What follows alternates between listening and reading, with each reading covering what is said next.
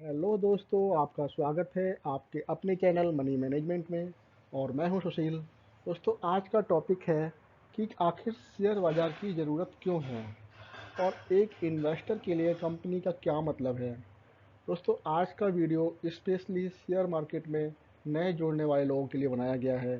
जो बिगिनर्स हैं, जो ट्रेडिंग या इन्वेस्टिंग में इंटरेस्टेड हैं, उनको ध्यान में रखकर यह वीडियो बनाया गया है। दोस्तों, मैं हूं सुशील और आइए शुरू करते हैं।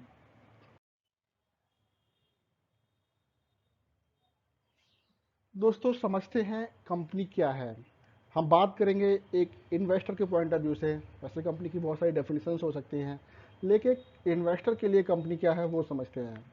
दोस्तों, अगर हम बात करें इन्वेस्टिंग के पॉइंट ऑफ व्यू से, तो कंपनी सिंपली एक इनपुट आउटपुट डिवाइस है जो कुछ पैसे लेती है इनपुट में, उसको प्रोसेस करती है एक टाइम फ्रेम में, और उसके बाद में वो हमें वापस दे देती है कुछ पैसे। अब कंपनी दो तरह की हो सकती हैं, एक तो प्रॉफिट मेकिंग, एक लॉस मेकिंग। तो प्रॉफिट मेकिंग कंपनियां दोस्तों वो कंपनी है जो आउटपुट में पैसे इनपुट से ज़्यादा देती है। मीन्स इसने अगर 500 रुपये लिए और 5,000 रुपये मुझे 3 महीने बाद या 6 महीने बाद बिजनेस करने के बाद वापस दे दिए, तो वो प्रॉफिट मेकिंग कंपनी है। लेकिन कुछ कंपनियां इसके रिवर्स भी हो सकती हैं, जो इनपुट में तो ज़्यादा पैसे ले रही हैं, लेकिन उनका बिजनेस मॉडल कुछ ऐसा है या फिर रीजन्स कुछ ऐसे हैं जिसकी वजह से वो आउटपुट में पैसे कम दे रही हैं। तो ऐसी कंपनियां क्या हुई? लॉस मेकिंग कंपनियां हैं। तो एक इन्वेस्टर के पॉइंट ऑफ व्यू से दो ही कंपनियां हैं, या तो प्रॉफिट मेकिंग या लॉस मेकिंग। यानी कि एक कंपनियां वो जो इनपुट में पैसे कम लेती हैं, आउटपुट में ज़्यादा देती हैं। दूसरी कंपनियां वो जो आउटपुट में पैसे कम देती हैं और इनपुट में ज़्यादा लेती हैं। तो ये तो हो गई कंपनी की बात। दोस्तों, अब समझते हैं कि आखिर शेयर मार्केट की ज़रूरत क्यों है, हमें क्यों शेयर मार्केट चाहिए। तो दोस्तों, हमें शेयर मार्केट की ज़रूरत है बिजनेस को एक्सपैंड करने के लिए। तो आइए दोस्तों एक एग्जाम्पल से समझते हैं। सपोज दैट मेरी एक शॉप है, ज्वेलरी की शॉप है, एग्जाम्पल के तौर पर ले लेते हैं। वो मुंबई में है और अच्छा बिजनेस कर रही है, एक रेवेन्यू अच्छा जनरेट कर रही है, एक प्रॉफिटिविटी उसकी अच्छी है। अब मेरे दिमाग में आता है, अगर मैं मुंबई में इतना अच्छा धंधा कर सकता हूँ, तो क्यों ना मैं अगर 10 दुकानें और डिफरेंट डिफरेंट लोकेशंस पे खोल दूँ, एक जयपुर में, एक दिल्ली में, एक लखनऊ में। तो मैं अपना बिजनेस बढ़ा सकता हूँ, स्केल कर सकता हूँ। तो इस बिजनेस को बढ़ाने के लिए मुझे पैसे की ज़रूरत है। पैसा कहाँ से आएगा? मेरे पास दो तरीके हैं। या तो मैं किसी से कर्जा ले लूँ, अपना बिजनेस मॉडल दिखा के, देखिए मेरी एक शॉप है, एक शॉप से मेरा एक साल के अंदर 10 लाख का प्रॉफिट आता है। अगर मैं 10 खोलूँगा तो मेरा इतना ही प्रॉफिट बढ़ेगा। एक एक एस्टिमेट दे दें हम, बिजनेस प्लान अपना, और उस पर हम कर्जा ले लें। दूसरा ऑप्शन ये है कि मैं दोस्तों को अपने साथ में दिखाऊं प्लान, उनसे बोलूं कि आप इसमें पार्टनरशिप ले लीजिए, ये मेरा बिजनेस प्लान है और इसमें हम साथ में ग्रो करेंगे। तो दोस्तों, जिसमें हम वो बिजनेस प्लान जिसमें हम बिजनेस को बढ़ाने के लिए कर्जा लेते हैं, वो डेट इंस्ट्रूमेंट कहलाता है। और दूसरा जिसमें हम शेयर होल्डर्स को इन्वॉल्व करते हैं बिजनेस में, वो कहलाता है इक्विटी।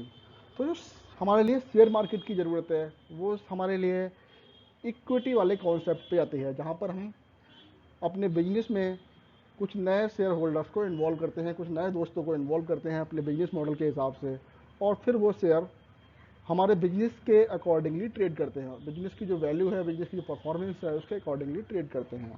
तो दोस्तों, डेट और इक्विटी दोनों के अपने अपने प्लस और नेगेटिव पॉइंट्स हैं पैसे लेने के। अगर मैं डेट के थ्रू पैसे लेता हूँ, बैंक से पैसे लेता हूँ, डेट से कर्ज लेता हूँ, तो उसमें हमें क्या है, जो प्रॉफिट है वो शेयर नहीं करना। लेकिन इक्विटी में क्या है, जो भी प्रॉफिट आएगा वो हमें शेयर करना पड़ेगा।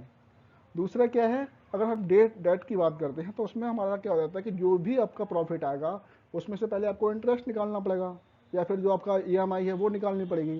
तो इस केस में जो आपका प्रॉफिट होता है वो कम हो जाता है डेट के केस में। जबकि इक्विटी में क्या है, जो भी आपका प्रॉफिट आया है वो सारा का सारा कंपनी का प्रॉफिट है। आप उसको फर्दर इन्वेस्ट कर सकते हैं, या फिर डिविडेंड के रूप में वापस अपने स्टेक होल्डर्स में बांट सकते हैं, या फिर कैश के रूप में रख सकते हैं। लेकिन यहाँ पर आपको किसी भी अगले बैंक के लिए या फिर किसी दूसरे बंदे के लिए कोई भी इंटरेस्ट नहीं देना है, कोई भी पैसा वापस नहीं करना है। आप जितना भी प्रॉफिट आपका हुआ है वो आप आपस में बांट सकते हैं, या फिर कंपनी की फर्दर ग्रोथ में लगा सकते हैं। तो in the case of equity, आपकी जो प्रॉफिटेबिलिटी है कंपनी की वो बढ़ जाती है, और जो चांसेस ऑफ ग्रोथ हैं वो आपके बढ़ जाते हैं। इसीलिए मैंने जो थर्ड पॉइंट है उसमें लिखा है, क्योंकि इसमें आपके चांसेस ऑफ ग्रोथ बहुत ज़्यादा हैं। क्यों? जो भी आपका प्रॉफिट होगा उसको आप बिजनेस में दोबारा लगा सकते हैं, या फिर आप उसको डिविडेंड के रूप में स्टेक होल्डर्स को बांट सकते हैं। लेकिन डेट के केस में क्या है कि आपका जो पैसा आया है, उस जो आपका प्रॉफिट हुआ है उसमें से कुछ पैसा आपको इंटरेस्ट के रूप में और एक फिक्स अमाउंट का ईएमआई के रूप में बैंक को या फिर जिससे भी आपने कर्ज लिया है उसको देना पड़ेगा। तो उसमें आपको ग्रोथ के लिए पैसे कम बचते हैं, आप फर्दर उसके लिए इन्वेस्ट करने के लिए आपके पास पैसे कम बचते हैं। तो ये दोस्तों डेट और इक्विटी में जो कुछ पॉइंट्स हैं वो मैंने आपके साथ रखे। अगर आपको दोस्तों वीडियो पसंद आया हो तो आप इसको, हमारे चैनल को सब्सक्राइब कीजिए और इस वीडियो को लाइक कीजिए। और शेयर मार्केट की और डिफरेंट वीडियोज़ के साथ मैं दोबारा फिर से हाजिर होऊंगा। दोस्तों धन्यवाद।